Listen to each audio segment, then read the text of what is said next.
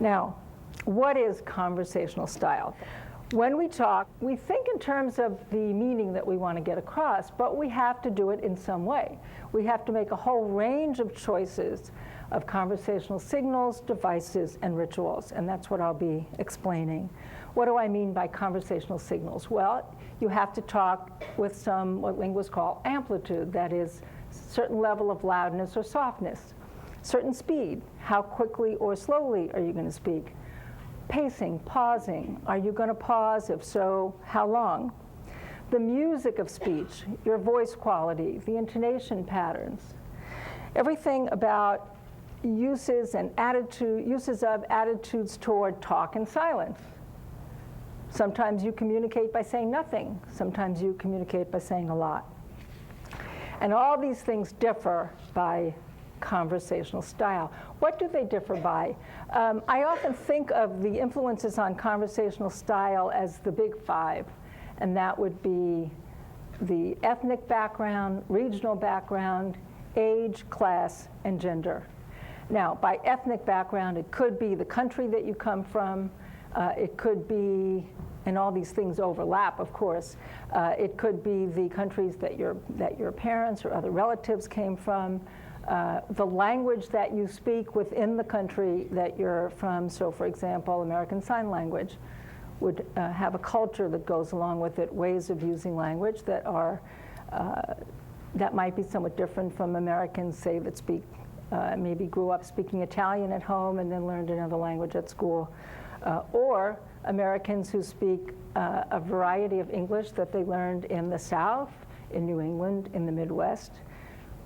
All of these things affect conversational style, and many other aspects that we pick up as we grow up. Originally, we learn our style as kids growing up from the families where we learn them. But as you go on in life, there are many other influences. So anything from sexual orientation or the profession that you're in, a psychologist talking to a geologist talking to an accountant might have very different senses of not only vocabulary, but ways of using language. All of these are influences on conversational style. We take these conversational signals and start putting them together in what I might call conversational devices. That is, how are you going to go about turn taking? How do you signal that it's your turn is over, the other one's turn to begin? Indirectness, how relatively direct or indirect you're going to be. So you're sharing a house with 4 other roommates, and one of the roommates has left her hairdryer on the counter and it's getting in everybody's way. Are you going to say to her, excuse me, Sarah, would you mind moving your hairdryer? Or are you going to say something like, Sarah, is that your hairdryer?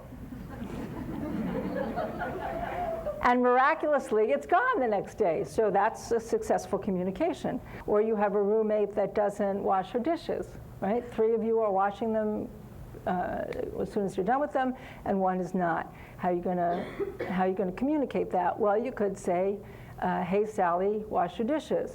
Or you could put a sign over the sink. Please wash dishes. Or the sign could be more indirect. We love a clean sink.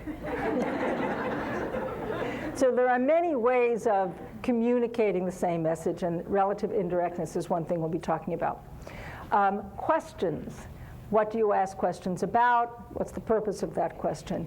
Complaining. Is complaining something you do to really have a problem fixed, or is it something you do just to communicate some sort of connection to the person you're talking to? Insulting, teasing, irony. What topics do you talk about? When and how do you raise those topics? What do you tell stories about? What can the point of the story be? How do you get to the point of the story? Joking. What kinds of jokes do you tell? How do you get to the jokes? What could the punchline be? And listenership. In other words, talking is only half the communication. Listener behavior also has a very strong influence on what goes on in the conversation. So these are some of the conversational devices that are made of these conversational signals. I also talk about something I call conversational rituals, and it's to highlight the ritual nature of everyday interaction. And I don't mean a formal ritual in the sense of a marriage ceremony, for example, which certainly is a kind of ritual, but the everyday ritual nature of conversation. So, For example, you meet somebody and you say, "How are you?" And you expect the person to say, "Fine," or "Good," or whatever else they might say. You don't expect a medical report. Now, that's in the United States. We know "How are you" is part of a greeting ritual. How are you? Good. There are countries, for example, Burma, where when you meet somebody, you say, "Where are you going?" Now, an American, say, is walking in Burma, meets someone you know, and the person says, "Where are you going?" And you think, what business is it of yours where I'm going? Well, in Burma, "Where are you going" is a greeting, and the answer is "Over there."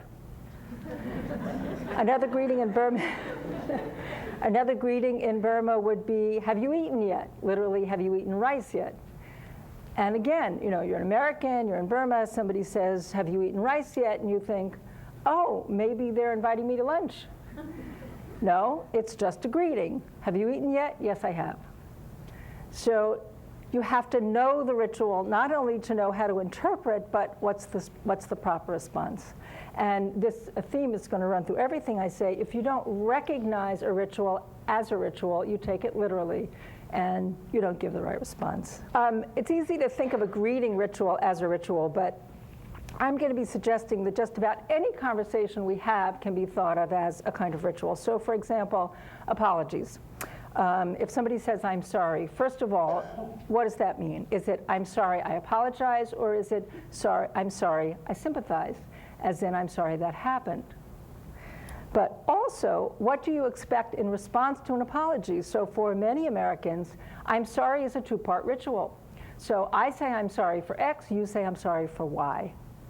I might say, "Oh, I'm sorry, I forgot to tell you about the meeting," and you say, "Well, I'm sorry, I didn't turn up for it." If you're, let's say this is an interaction at work, and you told a person about the meeting, but they didn't come, but you don't want to say, "Why weren't you at that meeting?" So you say, "Gee, I thought I told you about the meeting. If I forgot, I'm sorry, because it was really important for you to be there." And you expect them to say, "Yeah, you did tell me, but I'm sorry, something came up, but I'll make it up somehow." If you do your part, "I'm sorry if I forgot to tell you about the meeting," and the other person says, "Yeah, you did forget. Make sure next time you tell me." It's like a seesaw, and all conversational rituals are like a seesaw. You do your part, you expect the other person to do their part. If they don't, it's like they got off and you go plopping to the ground, and you don't know how you got there. That's the feeling you get often when you're talking to someone whose conversational style is not shared.